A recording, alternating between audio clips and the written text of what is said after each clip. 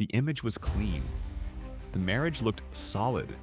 The family looked blended, polished, and protected.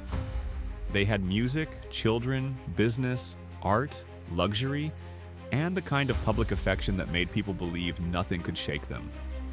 But then the rumors started. First came whispers that Swizz had been unfaithful. Then came talk that the marriage was in trouble. Then the story got even messier when people online began claiming another woman may have had his child. And one famous name kept getting pulled into the middle of it. Lala Anthony. Now here's the important part. The most explosive claims have not been confirmed. There is no verified proof of a secret child. No confirmed divorce filing tied to the viral rumors. No solid evidence proving Lala was Swizz's longtime sidewoman. Swizz himself publicly pushed back and called the breakup talk fake. So why did the internet believe it so quickly? Because this story was never just about Lala, it was about Mashonda. It was about the way Alicia and Swizz first got together. And it was about one accusation Alicia Keys has never fully escaped, that she once stepped into another woman's marriage. Long before Lala's name entered the gossip, Alicia and Swizz already had a complicated beginning. Swizz had been married to singer Mashonda Frere. They had a child together. And when Alicia and Swizz became romantically linked, people immediately questioned the timeline. Swizz's side was that his marriage had already broken down. But Mashonda's side sounded very different. To her, the situation was painful, disrespectful, and far from clean. In 2009, Mashonda publicly called Alicia out in an open letter. She said she had tried to reach Alicia privately. She accused her of ignoring the damage being done to her family. And once that letter went public, Alicia's image changed overnight. The singer known for love songs was now being accused of being the other woman. Alicia did not fight every claim publicly. She stayed mostly quiet. But that silence became part of the problem. When celebrities leave gaps, the internet fills them, and the story became simple. Alicia took Mashonda's man. Fair or not, that label stuck. Then things moved fast. Swizz and Mashonda's marriage ended. Alicia and Swizz got married. Alicia became pregnant. And to many people watching, the speed only made the old accusations feel more believable. But here is the part people often forget. Mashonda eventually moved forward. Over time, Alicia, Swizz, and Mashonda built a functioning blended family. Mashonda spoke about healing. Alicia released Blended Family. The women eventually appeared to reach a place of peace, especially for the children.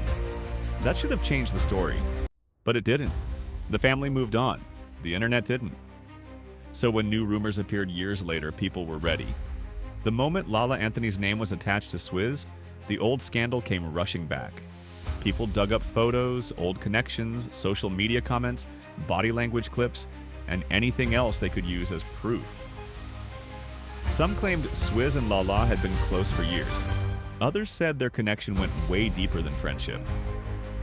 Then came the wildest allegation that Swizz may have fathered a child outside his marriage.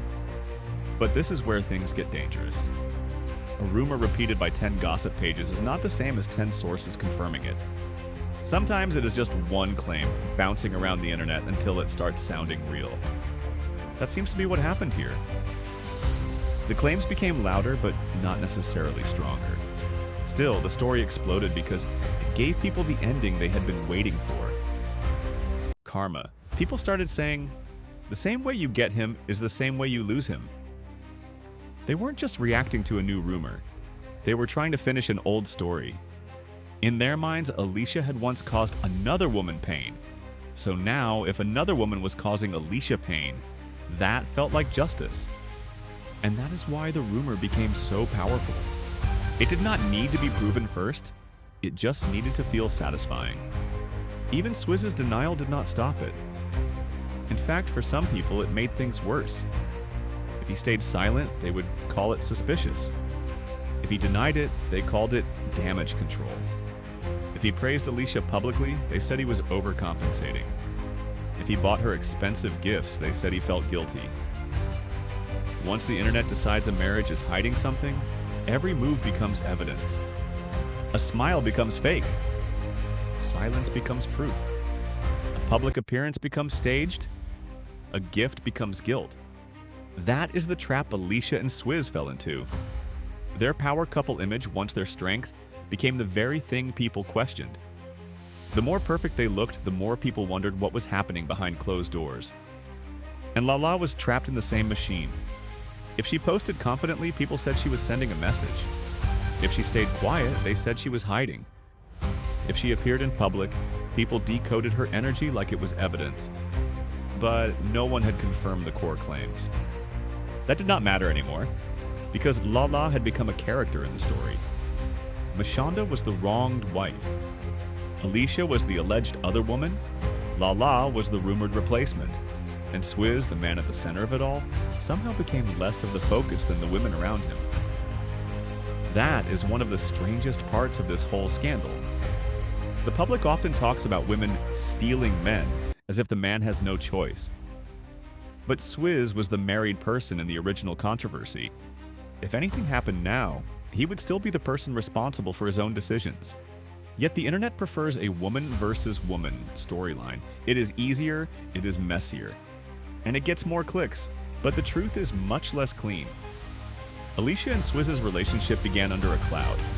Mashonda's pain was real. Alicia's silence allowed people to form their own judgment. Swizz's timeline has always been disputed, and years later, all of that history made people ready to believe the worst. But believing something because it feels like karma is not the same as proving it happened. Maybe there is real fire behind the rumors. Maybe parts of the story will one day be confirmed. Or maybe the internet took old pain, anonymous claims, body language theories, and a hunger for revenge, then turned them into a scandal bigger than the evidence. Because right now, the most explosive allegations remain unverified. No confirmed secret child. No confirmed divorce. No confirmed long-term affair with Lala. What is confirmed is this. The old Mashonda controversy never truly disappeared. It was waiting. And when a new rumor touched it, the whole thing exploded. That may be the real story here. Not just whether Swizz betrayed Alicia, not just whether Lala was involved, but why so many people wanted it to be true. For millions of viewers, Alicia was not being judged only as a wife in 2025. She was being judged as the woman they believed she was in 2009. And that is why this scandal hit so hard. The family may have moved on.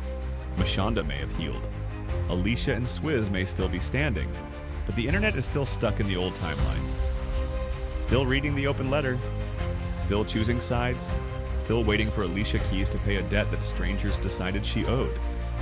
So the question is not only whether the rumors are true. The bigger question is this. Did Alicia Keys finally face karma? Or did the internet create the punishment first, then search for proof after?